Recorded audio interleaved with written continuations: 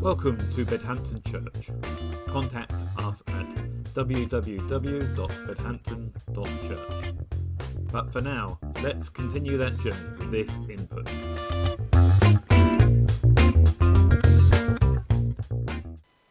I think I need to acknowledge that Colossians reading that I just read has been massively misused by the church over the years. And it's not something I'm going to speak about today, but perhaps we should take some time at some point to have a series of passages that have been misused over the years for different reasons.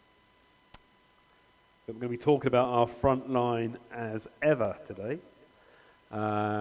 We started this series a couple of weeks ago where I gave you the big picture and reminded us that we all have a front line.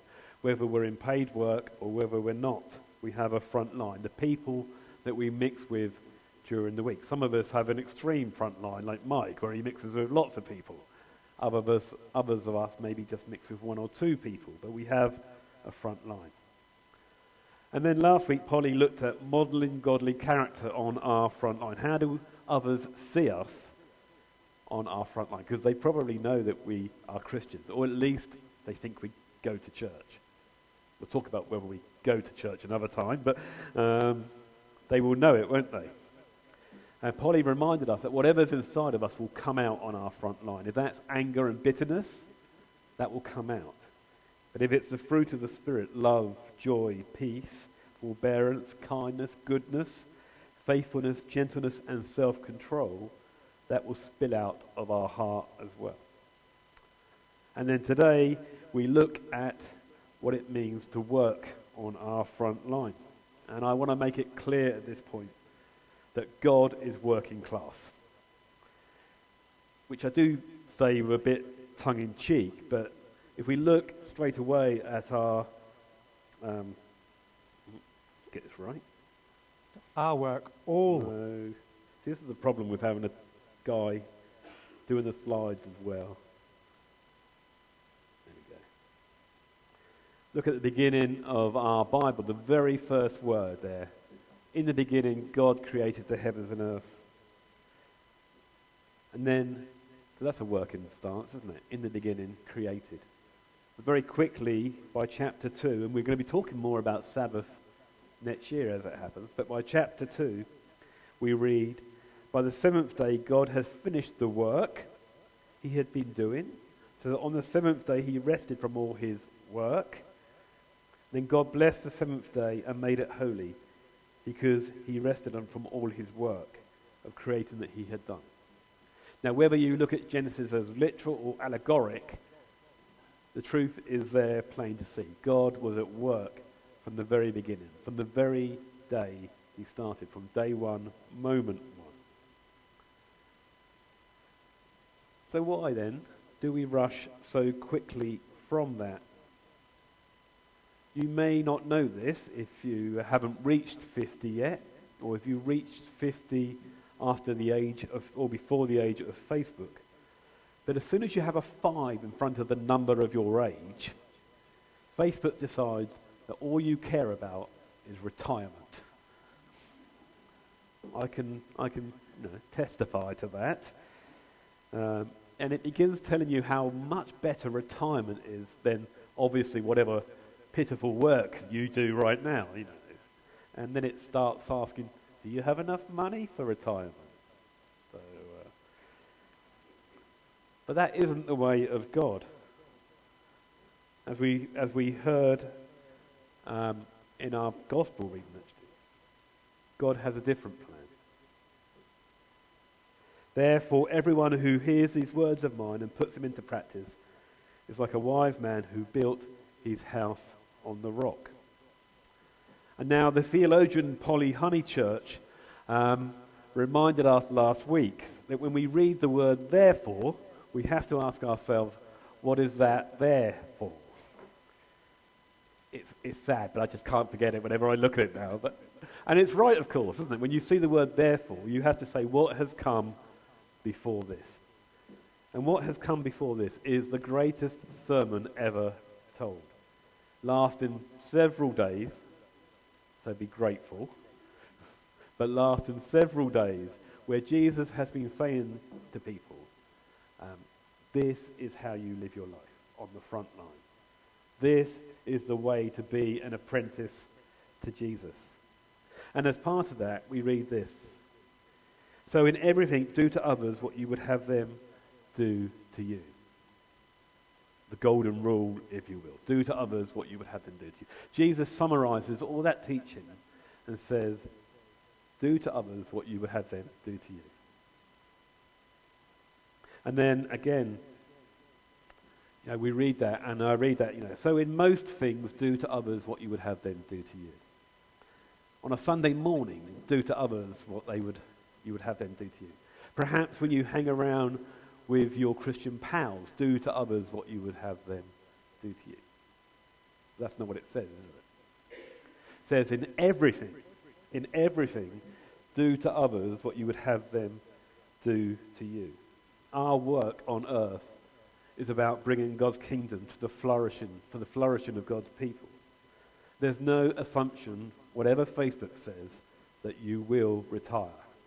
You might retire from paid work, but you won't stop being part of God's kingdom here on earth. And then we read in Colossians from Paul, whatever you do, work at it with all your heart as working for the Lord, not for a human master. Whatever you do, work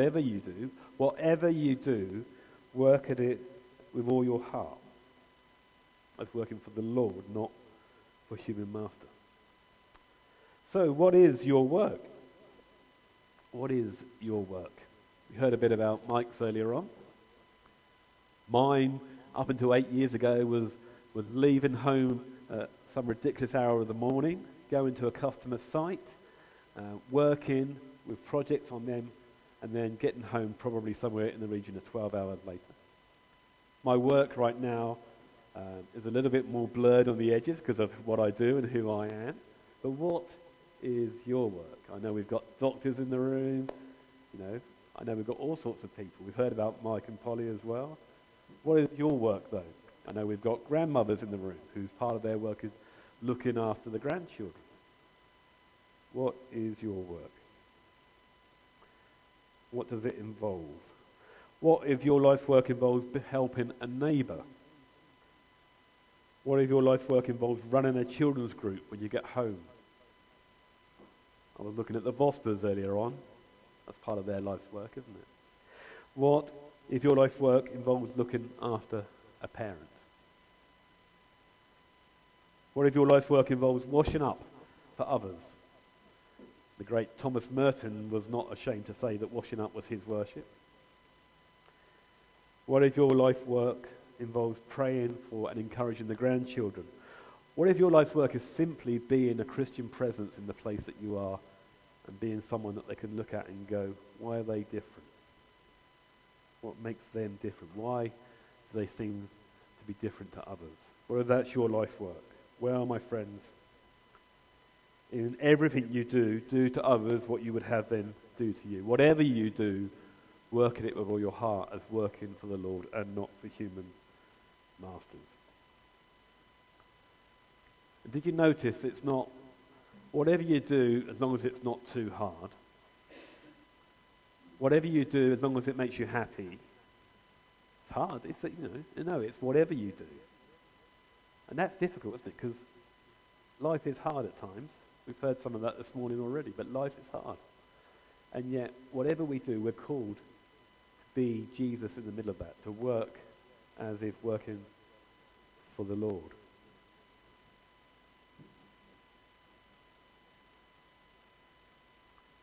Let's take a moment just to watch part of the video. These videos are available on the website. But here's part of the video for this week. Our work, all work, has been affected by the fall, by human rebellion. Yes, it's often not easy. By the sweat of your brow, you will eat your food.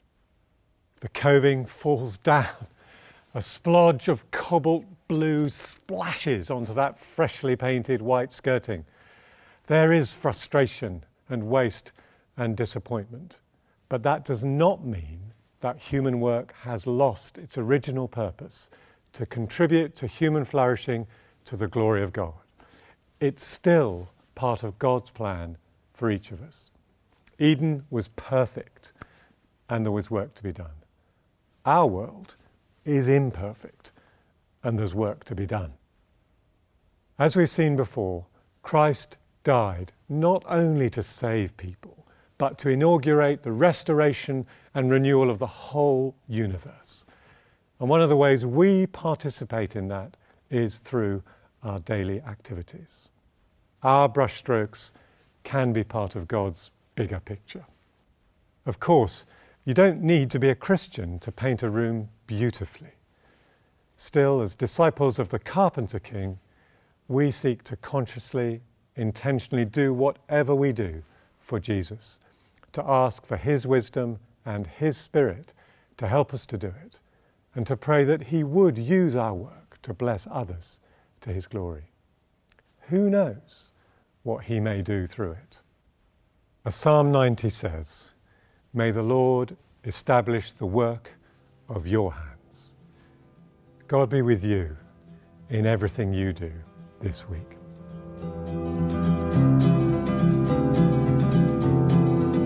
So it's not necessarily easy, but we're still called to actually be on the front line. We're still called to actually be Jesus. So you heard that blessing from the psalm. May the Lord establish the work of your hands. What is it that you want him to bless for you so that you might be a blessing to him?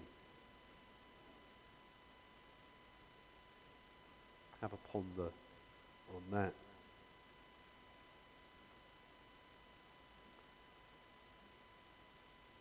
As you ponder, some questions for you.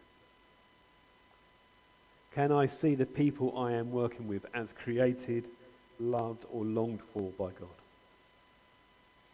That annoying customer,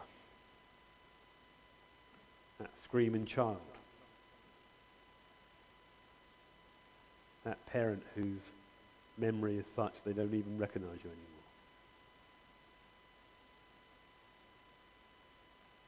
Can I see these people as loved and longed for? God came for them as much as he came for you and me. Can I use my hands as worship? I spoke of Thomas Merton using washing up as worship. Can me picking up the litter literally be worship to our God?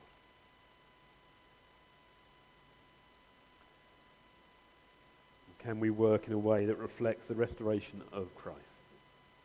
Christ restores. I spoke with someone this morning who chose to follow Jesus this week. The restoration in her life is obvious. The mess is still there. Things are still wrong. But immediately you see a hope and a restoration in her life. Whatever we do, can we work at it with all our heart as working for the Lord?